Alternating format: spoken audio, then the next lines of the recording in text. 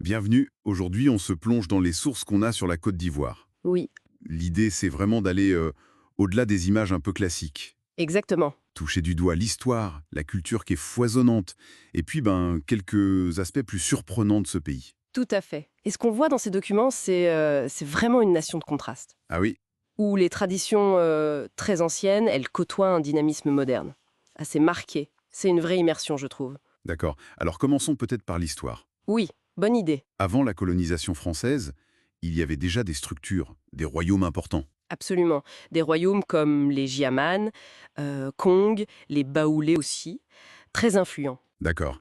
Et puis arrive l'indépendance, le 7 août 1960. Et là, une figure centrale émerge. Félix Houphouët-Boigny. Impossible de parler de la Côte d'Ivoire sans le mentionner. Le vieux, c'est ça. Oui, Hmm. ou le père de la nation. C'est ça. Il a dirigé le pays pendant 33 ans.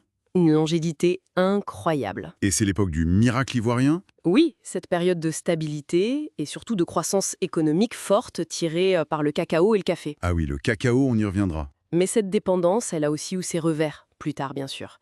Et c'est aussi lui, Houphouët-Boigny, qui décide de déménager la capitale. À Yamoussoukro, sa ville natale. Exactement.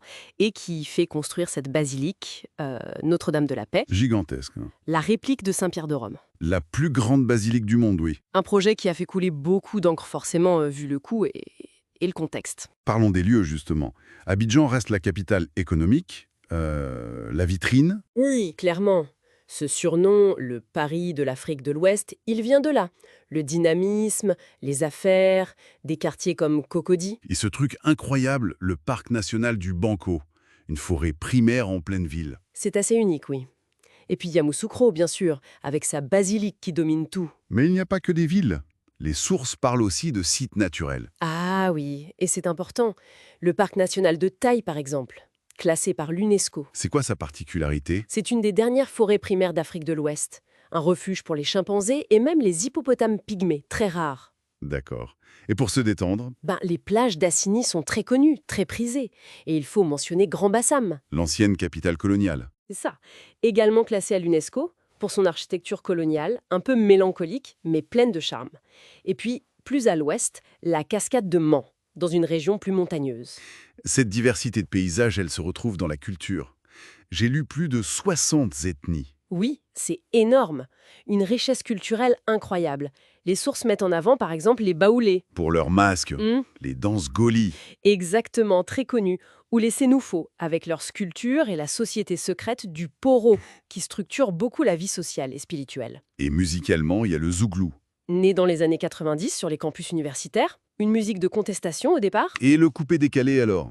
C'est une histoire intéressante aussi, non? Ah oui, très, parce qu'il n'est pas né en Côte d'Ivoire même, mais à Paris. Ah bon? Oui, au début des années 2000, pendant la crise politico-militaire, c'était la diaspora ivoirienne, les boucantiers. Qui affichait une certaine réussite. C'est ça, une façon de dire, malgré tout, on est là, on réussit, on fait la fête. Une forme de résilience par la joie, en fait. Fascinant. Et pour la convivialité, il y a les maquis. Ah, les maquis, incontournables. Ces restos en plein air, très animés. Le nom viendrait des lieux de rencontre un peu cachés de l'époque coloniale. Et on y boit du bongui. Le vin de palme, Oui, entre autres. C'est vraiment le cœur de la vie sociale ivoirienne. on parlait du cacao tout à l'heure, premier producteur mondial. Oui, absolument.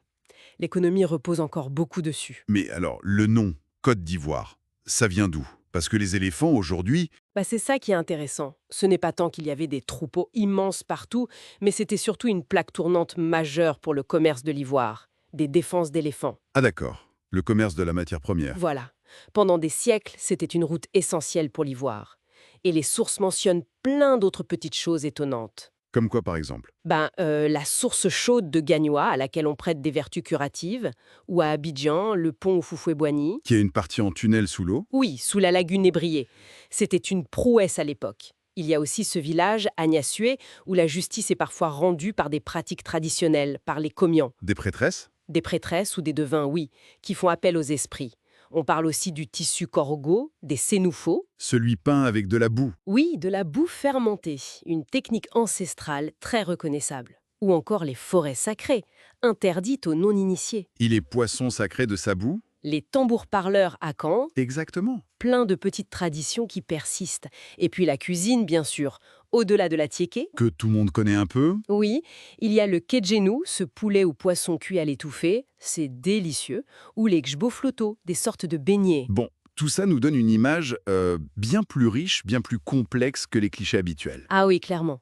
On sent une histoire dense, des lieux qui ont une âme, une créativité culturelle et beaucoup de traditions qui vivent encore. Oui, c'est ça. Si on devait retenir une chose peut-être de cette exploration, ce serait cette espèce de vitalité, cette joie de vivre ivoirienne dont on parle souvent. Oui, cette capacité à mêler le traditionnel et le moderne, souvent avec humour, avec résilience face aux difficultés. C'est très présent. Tout à fait. Et ça ouvre une question, en fait, pour terminer.